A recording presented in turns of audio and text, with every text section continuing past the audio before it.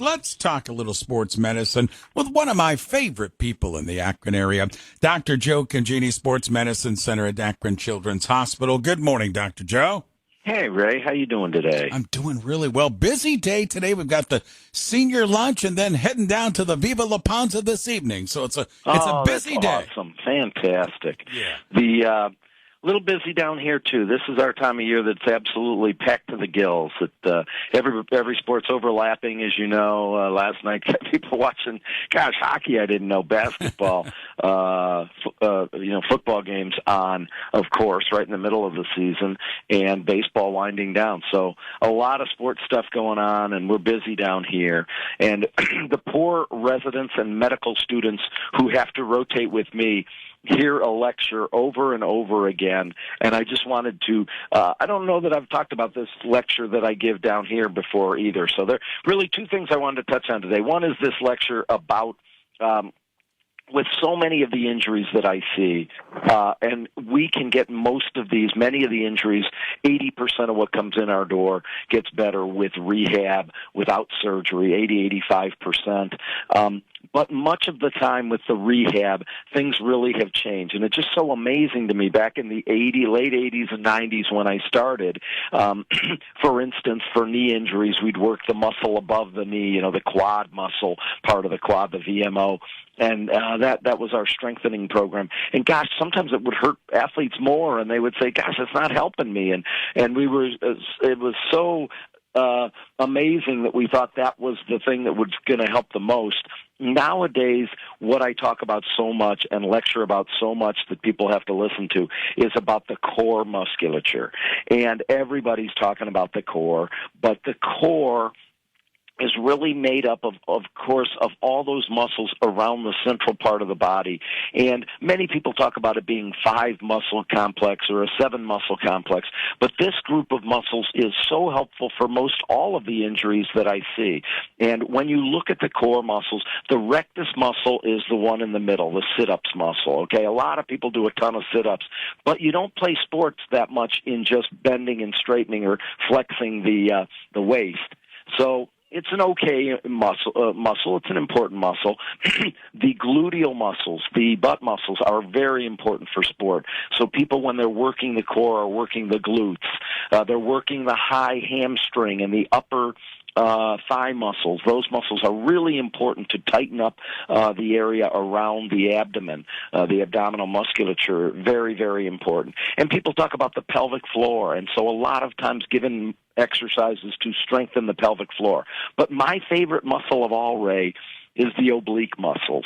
So the oblique muscles are on either side of the abdomen, and they are absolutely crucial muscles for us.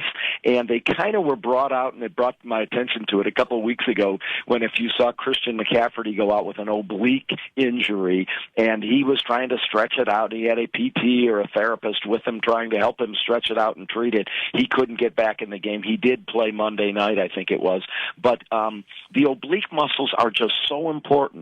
As we got to the point in the 80s and 90s of starting to look at the mechanics of sport, oh my gosh, those muscles on the side of the core, on the side of the abdomen are so important for instance, for foot, ankle, knee injuries, that they stabilize the foot, ankle, and knee. So thinking one little muscle above the knee was going to do that job. No, it's the group of all of these core muscles. So we send people out with aggressive core strengthening programs where they go to PTs or do them on their own to get better.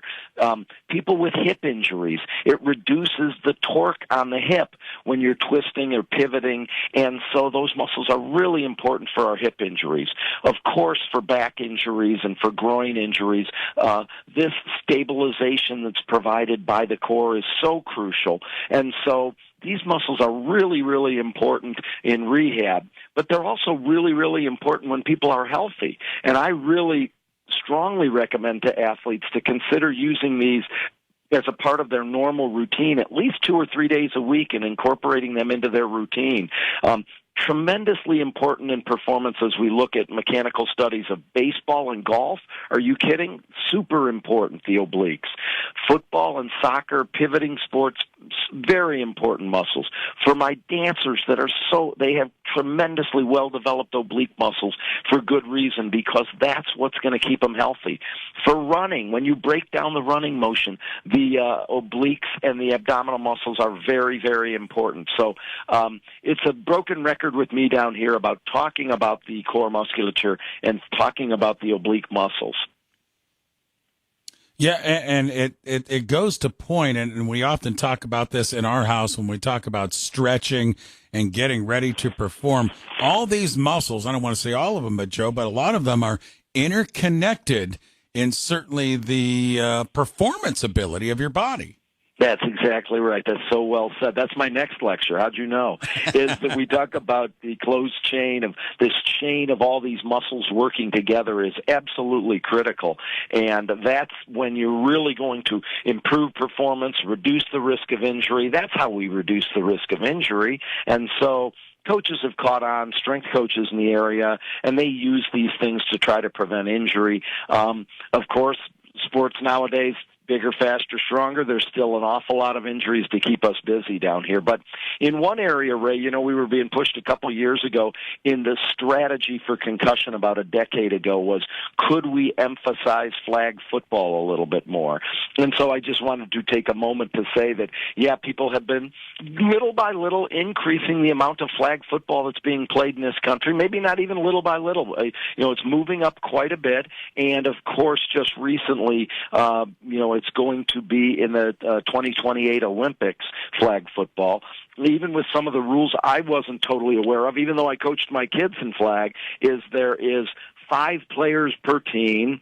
There's no running plays when you're inside 5 yards of the goal line. And really there's just one first down at midfield, and then you have the rest of the field to play from there. And I'm really curious. I know it was in some of the World Games they had the flag football, but I'm very curious to see it as it ramps up in preparation for the 2028 Olympics in, I believe, Los Angeles, right, Ray? That is correct. Flag football will be there as well as breakdancing as Olympic sports.